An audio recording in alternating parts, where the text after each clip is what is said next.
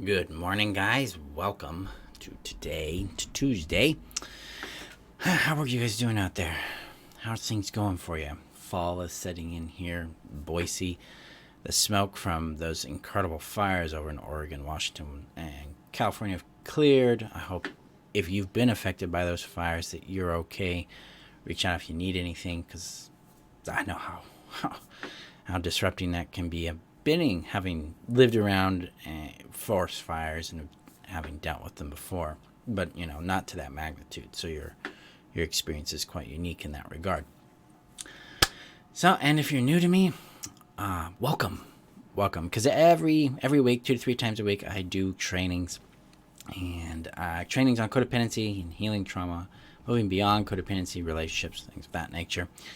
And so, welcome. I'm excited to have you here. Now, before we get started, today's topic is all about trauma, how it's linked to codependency, and the 5 Ps that tell you if you're dealing with trauma. So before we get that started, I need to share this out to the community. The community is your safe haven. It's your shelter as you heal and recover from the impact of narcissistic relationships, chronic abuse and neglect, toxic people, or codependency. Codependency is a result of a lot of that, right? And you can reconnect back to yourself, find a place where you're supported, loved, and understood in your journey. The link is above on Facebook, below on YouTube, and if you're on YouTube, hit that subscribe button. So again, and if you're new to me, I'm Marshall Burtcher, and I help codependents get unstuck in their healing by helping them reconnect to their body so that they can restore peace, sanity, and connection back to themselves. They can start their journey in rediscovering who they are and what their happiness and well-being is for them. That's how we exit codependency. So let me hit the button here and we'll get this started today. Let me know in the comments below. Hi, Jasmine. Yeah, I love it when you guys let me know that you're here. I love talking with you, despite the Facebook delay between comments and me, right? All right, so how codependency and trauma are linked in the 5 Ps that tell you trauma is talking. So I want to put some premise on this. I want to kind of qualify myself in this because trauma is a sensitive issue. Trauma matters. Trauma is important, and trauma carries a lot of weight in the work that I do. So way back in 2008, or 2007 rather, I started doing my own work to try to work out my own trauma. Now I was dealing with some very specific kinds of trauma. I was dealing with attachment trauma. I was dealing with an abandonment trauma. And then I was dealing with the psychological and emotional trauma of narcissistic parents. So it was a kind of a mixy thing. I have found that most people that deal with codependency deal with those 3 things as well. And it's a pretty common set of traumas for codependents to endure because that's kind of how we are impacted by the narcissistic abuse. So in 2007, I started doing that work, and then I was invited to train or apprentice as a shamanic healer focused in trauma. And this approach that I learned in that apprenticeship was based solely on Peter Levine's somatic experiencing work. So it's based on the premise of soul retrieval and parts work from the internal family systems approach and the somatic process of integration and allowing energy and emotional sensation to move and flex itself in the way it needs to in order to work out its primal response to the threat it's experienced. So I was trained in that, and then I've worked with hundreds and hundreds of people over the years in trauma and codependency from that premise. So that's where I come from in my training, my experience with that. Out of that apprenticeship, I developed my own process and own tool set called the Closure technique, which I'll be talking about more over the next couple of days because that is a process that's directly related to the course that just opened, the Get Closure Now course. All right, so codependency and trauma are directly linked. Okay, trauma creates codependency. Boom. And here's how. So the brain has 4 responses to a threat.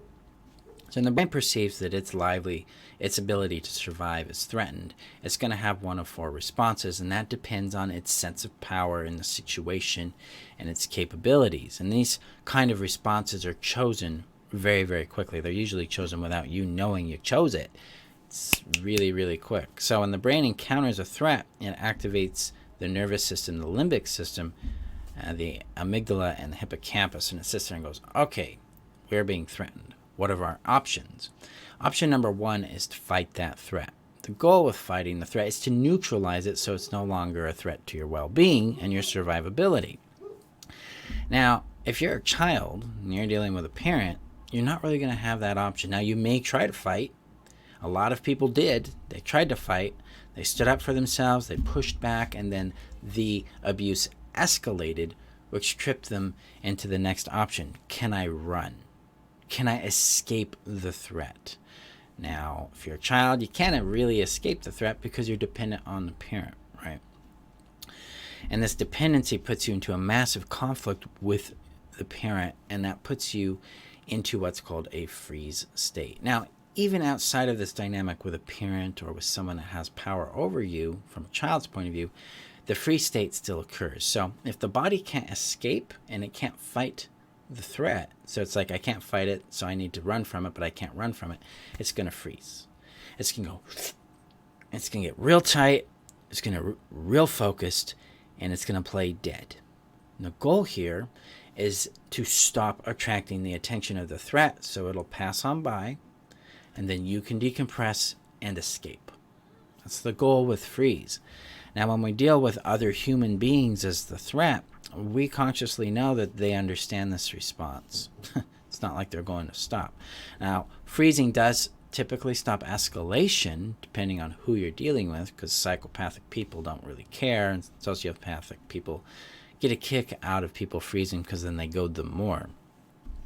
But a lot of times, if you're dealing with a highly reactive person, the freeze will stop their reactivity and they'll leave for a period of time. Now, freeze is a natural state. It's what shows up that's trying to protect us. But what happens next is really what leads to post-traumatic stress or complex post-traumatic stress. Okay? Because there is a difference between the two, and we need to understand what that is. So we go into the freeze state. Now, in a healthy state, we would be able to find an environment where we could decompress from that energy, work out the anger, work out the aggression, work out the running, and return to a sense of safety and equilibrium and calm for ourselves. So our nervous system can move from like a parasympathetic nervous system response to or from a sympathetic nervous system response to a parasympathetic nervous system response and go, oh, we're safe. We rest, we can play, we can move on with our lives. That's what gets us out of freeze. Now, if that doesn't happen, that's when we enter the trauma state, because now the nervous system gets stuck in a loop. It's stuck in an incomplete process or incomplete response to the threat. And that happens for a lot of different reasons. One of the most dominant ones is we don't have a physical and emotional relational environment that's secure to allow us to decompress. So if we come back to the parent-child relationship or spouse-peer relationship, that kind of thing, we're living with this person, we can't escape them, we're in trouble. So we stay frozen. We stay locked into this cycle. And then the next stage for responding to a threat trips in our brain. And it's like, if I fawn, they won't hurt me. They might keep me. They might not kill me. So fawning is the psychological response to a threat you can't negotiate with. So you try to become what you think it wants so it will like you. Because we instinctively know that things we mimic, things that mimic us, we know that they're like us. They're trying to appeal to us. So we know if we mimic them, we're appealing to them. That might make us more attractive and appealing. Thus, they'll keep us around. That's what the fawn state is for. That's the goal of fawning. And that's where your codependency comes from. That's where the people-pleasing comes from. The shape-shifting comes from. The avoiding of self so you can absorb them comes from. That's where your hyper-vigilance and hypersensitivity to their emotional states comes from, so that you can model back to them what you think they would want so they don't harm, abuse, or discard you. So that's actually pretty brilliant in my mind, that our brains are smart enough. It's like, I know how to do this. I can keep us alive by doing this thing. It's pretty amazing. But it doesn't get us out of trauma. It compounds trauma. It locks us in this incomplete response cycle to the threat because we can't discharge the energy. So what happens is the nervous system becomes locked in a hypervigilant state, a high state of alert, and this tension builds in the body. And Peter Levine likes to compare it to a spring that's being compressed and compressed and compressed. So there's all this energy in the spring. And then if you instantly release the spring, it goes boom! It's really explosive. Well, sometimes we have explosive episodes because the energy needs to get out, right? So this is where we have breakdowns. This is where we become very angry. This is where rage can show up because our body is trying to get through this energy. And our body isn't designed to be under that kind of stress chronically. It's designed to go through bursts of that and then return to rest and equilibrium in a safe, secure environment that is both physically, relationally, and emotionally secure. Because that's what we need in order to move out of the freeze state and allow that energy to thaw, allow that energy to move, and allow the body to do what it needs in order to defend itself and return back to a state of power and rest for itself. So this is the link between trauma and codependency. Trauma creates codependency through the fawn freeze loop that's created in us when we can't escape and we can't fight or eliminate or fight the threat that we're dealing with, especially if it's someone we're either emotionally dependent on, like a parent, or that we're emotionally bonded to, like a friend or a spouse. That's a biggie, and that's why trauma is a primary focus of how I respond to things.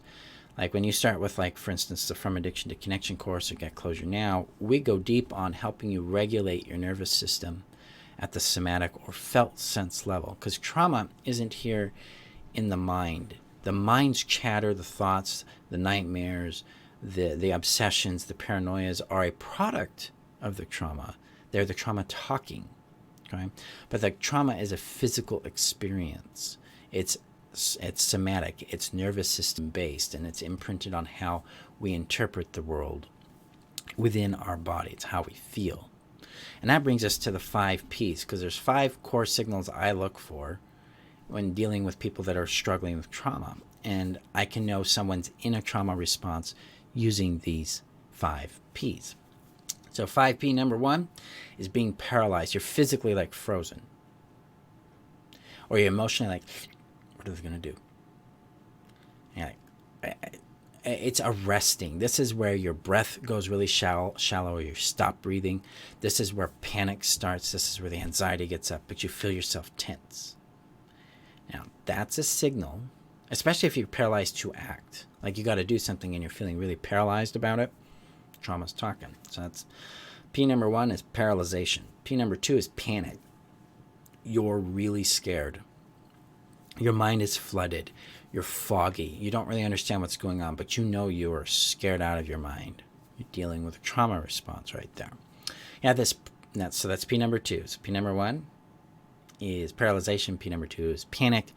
P number 3 is preoccupation. This is where we're obsessing about the what ifs. We're obsessing about the potential that could happen, the negative thing, the bad thing, the next shoe, when's the next shoe going to drop kind of thinking.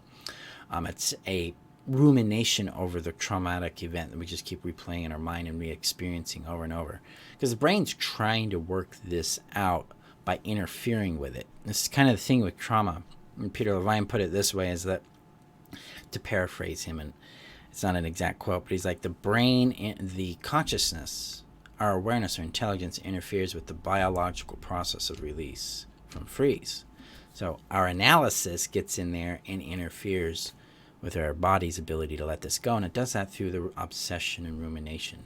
It's trying to work it out. It's trying to feel safe by trying to understand the situation, because it thinks understanding is going to give it power and trying to prevent it. And often, it helps us try to detect it, but again, we can't control what other people do or what nature does, things like that. So sometimes you have to come to that place of grappling with real powerlessness there. So P number 3 is preoccupation. P number 4 is called preparing. Now, preparing means I'm just getting ready for the worst thing to happen. Catastrophic thinking, you're trying to control the outcome. You're doing this obsessively. You're doing it in almost every or all areas of your life. You're fixated on trying to get specific outcomes so you don't have to deal with something else, like the consequence of something going on. You're paralyzed by it because you're frantic, you're tense. A real world example of this is sometimes when I'm developing new courses, I get paralyzed and then I go into the preparing stage. People are going to hate what I do. They're gonna attack me. It's going to fail. I'm going to be, it goes, the whole world's going to burn down. I'm going to be a terrible person. I'll end up harming somebody, because that's a trauma that was put into my world, is that, Marshall, you're harmful. And so over the years, I've been working on that because it's a really paralyzed part of my body. And I'll tell you, in the last 3 years, it's gotten so much smaller, but it's still one that I work with at a large extent. And so as I've done that, I've noticed how things have shifted for me. It's like, wow, I don't prepare for catastrophic thinking or catastrophic outcomes. I prepare for the success, and I reinforce my ability to handle problems when they show up. So preparation can shift from this catastrophic paralyzation to something more creative and empowering. And the last P is procrastination. If you're constantly avoiding things, if you're constantly arrested by anxiety so you don't do what you need to do because you're scared of the outcome, you're dealing with trauma talk there. Now, I typically rate these 5 Ps on a scale. Okay, so a scale of 0 to 10. So 0 being nothing, 10 being on fire. It's extremely intense and uncomfortable. And if you rate any of these in an experience you're having over 6, that's where I qualify it that trauma is talking. And what I mean by trauma talking is it's that your body is trying to get your attention about something that's happened in the past that it's associating with the present. We call that a trigger. Okay? And that association needs attention, and it needs care, and it needs love. Now, there's ways to move through trauma, and a lot of different kinds of tools. You got EMDR, you've got somatic experiencing, you've got what's called TRE, you've got EFT, the tapping technique, and I use what's called the closure technique and what's called SAR, and then grounding practices. So different ways to nuance and massage energy in the body to allow it to move. I mean, people even use yoga to do this because it helps us slow down and allows things to move. Because again, trauma is physical. Now, tomorrow, I'm going to describe how I approach trauma and how it relates to your core needs. Because all trauma has 2 fundamental needs that didn't get met, that once they're met, things move. And they move rather quickly. And this doesn't vary between what's called what I call event-based trauma and what's called systemic trauma or complex trauma. So let's talk about the difference between those two. So there's 2 types of basic trauma people look at and when they categorize trauma. So you have what's called event-based trauma. This is an event that happened that puts you into a freeze state. So it could be a car accident. It could be the death of someone. It could be a tragedy you experienced. It could be something that's discrete and you can point at, right? It could be a violation against your body. It could be an one-time emotional event that was extremely traumatizing. Boom, right there. Then you have this thing called complex PTSD, complex trauma. I call it chronic or systemic trauma. What this means is you're having traumatic events repeatedly over a period of time in a specific kind of environment, and that this trains your brain and your nervous system to be on chronic high alert and to constantly be expecting the next thing to be that. Now, people with codependency have experienced this because that's how abuse works. It's systemic. It's built into it's baked into the relationship. And so if we grew up in that environment, we never had a safe base or what's called safe haven to attach to, so we're always been in chronic freeze flight or the freeze fawn loop with some fight and with some flight coming out here and there. But when you get into when you get into the healing this, we have to move it differently. Like event-based trauma, we can target we don't even have to target the memory. We just target the sensations the memory brings up, and we bring closure to that by meeting those two needs, and I'll talk about those tomorrow. But with complex trauma, we do the same thing, but we have to do it gradually, gently, over a period of time, so that the nervous system can adapt and absorb the shift for themselves, so they feel more and more and more secure to become who they are outside of their trauma. So trauma affects identity pretty deeply, especially complex trauma, an attachment trauma or relationship trauma that shapes us in deep ways. And so moving from where we're at to who we'll become as we release trauma is a gentle process. And so complex PTSD is something I treat with very gentle. I treat all trauma with gentleness, but complex PTSD takes time. And it takes gentle movements of our freedom, of our dial of freedom towards our needle of safety towards freedom needs to move very slowly so that we maintain that safety, because that's one of the first needs we have. So there's a hint about what we'll talk about tomorrow. Guys, some other signals that show up with codependency, but with trauma showing up in your life, you have emotional flashbacks. This is where you're triggered, where you're in a situation that isn't a threat to you, but there's an element in it that the brain associates with a past threat, and thus you get flooded. Maybe you're paying a bill and suddenly it's like the phone bill, and in your childhood the phone was a big deal. And so you get really anxious and you get really panicked, and your brain's like, this doesn't make sense. But your body's like, I'm in threat. That would be an emotional hijack. Dissociation, this is where you check out of your body. You disconnect and you lose your sense of time, you lose your sense of self. You're not really sure where you're at. You can completely black out and lose total memory about events, about what you've done, about periods of time. So it can be pretty extreme that way. You get what's called foggy brain. Now foggy brain can have a lot of different causes, but trauma is one of them. Foggy brain means we're just not really able to see or comprehend things clearly. We're not able to connect with details well. We're not able to really recall things effectively. And there's a reason why. So when the brain experiences trauma and it goes into the fight, flight, freeze, or fawn state, memory is switched in the brain. So the brain has two memory modes. Okay, the hippocampus and hypothalamus are all responsible for writing memory, and it writes it in two ways. It writes it in what's called explicit mode and one called implicit mode. Explicit mode is where you get the details. You've got the sense of space and dimension. You can recall smells and colors. You can touch. You can recall names and details of people who were there and objects and what was going on, the date, the amount of time that passed, things like that. But then you get into implicit mode, and implicit mode is where you're more sensation-based memory. Things are foggy. You might be able to recall maybe some objects, maybe a sound, maybe a smell or a taste, colors. Maybe someone was there doing something. But it's really sensation-based. It's more felt than it is detailed in your mind. And when we're foggy-brained, we're dealing with implicit memory recall. That's why things can be foggy. And that's why in trauma, it's hard to recall the order of events, who was there, what was going on, because your brain isn't writing memory in detail. It's writing memory in the implicit mode. So that,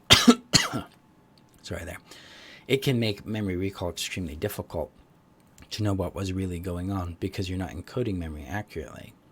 So that's a reason why a lot of victims of domestic violence and sexual violence have a hard time placing things correctly, and that's why their stories change, is because their memory isn't going to be explicit, it's going to be implicit about what occurred.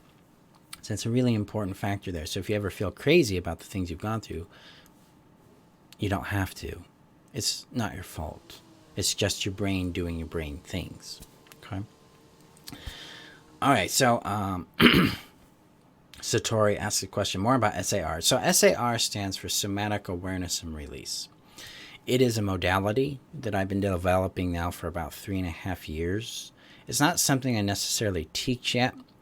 It's built on the backbone of the closure technique. The goal with the Somatic Awareness and Release is to guide you through a process of allowing emotion to flow in a secure container and allowing your mind to become aware of the shift rather than to direct the shift. And so it requires a fair amount of training beforehand in order to allow it to work. So eventually that will come out. I need to have some guinea pigs for it and to move people through it. And so that is slated for 2021. So I'll be doing some work with that next year. All right. So guys, if you're dealing with the 5 Ps, I recommend you get the Be Calm tool set, the Be Calm course. It's got tools that are going to allow you to regulate those 5 Ps, being paralyzed, panicked, preoccupied, preparing, and then procrastination. Tomorrow I'm going to talk to you about the 2 core needs that help us release trauma and return to an equilibrium for ourselves. One of those is safety. We'll find out what the next one is tomorrow. And if you're looking to find relief from trauma, you're looking to break free of that and actually find some closure with it, then the Get Closure Now course is for you. It is open right now. It's a 6-week course. We start October 4th at 2 p.m. I usually teach at 7 p.m., but I'm testing out some midday classes because I'm trying to reach Europe. Europe has had a lot of interest in my work, and so I'm trying to figure out ways to connect with them. So I'm doing some midday tests to see how that works for me and them. So it'll be 2 p.m. on Sundays. It'll go for 6 weeks. I'm going to train you on how to do 4 specific things this time. Most courses are 3. This one is 4. First one is to restore safety and feeling by regulating your nervous system and helping you calm the body. The second one is to build capacity to feel in a secure way and allow things to move through you. The fourth one is to anchor safety into your body and into your presence so you feel more secure letting things move. And the fourth one is to prepare you for the closure technique. I don't train you in how to do the technique. I train you to be prepared to go through the technique. And with Get Closure Now, that's the goal, is to prepare you to go through that 6-step process and help you find closure and relief from a trauma. This could be an event-based trauma. This could be a complex PTSD trauma. It works with both. They just work differently. So you have one session included with this course, a private session with me where I lead you through the technique. And then if you need additional or want additional sessions, they're only $75 each after the course. Now, because the course has a one-on-one session as part of the course, this is an extremely limited course. There's only 15 seats I'm opening up for. There are 12 available because last night 3 of them sold. So you want to get on that now because it will sell out quickly. The link is above on Facebook, below on YouTube. The cost is $500, but there's payment plans there. If you're a student of mine, then you can enroll for the $250 option because students get a half price option on that. So that's the details on that. We start October 4th, so that's basically 2 weeks from last Sunday. So this is going to happen quickly. It's 6 weeks long, and homework's going to take maybe 20 minutes a day. Class will be about 2 hours a day. So there you go, guys. There's details on that. So, yeah, so Troy, I'd like to be a guinea pig. Yeah. I will, I should put a list together on that, so I'll do that. Appreciate you guys. Remember that you're worth knowing, loving, and keeping. And you'll have a safe day out there. And I will see you guys tomorrow where we talk about the 2 core needs every trauma has and how those set us free from trauma and how that's part of how I approach healing trauma. So you guys have a great day and see you soon. Bye-bye.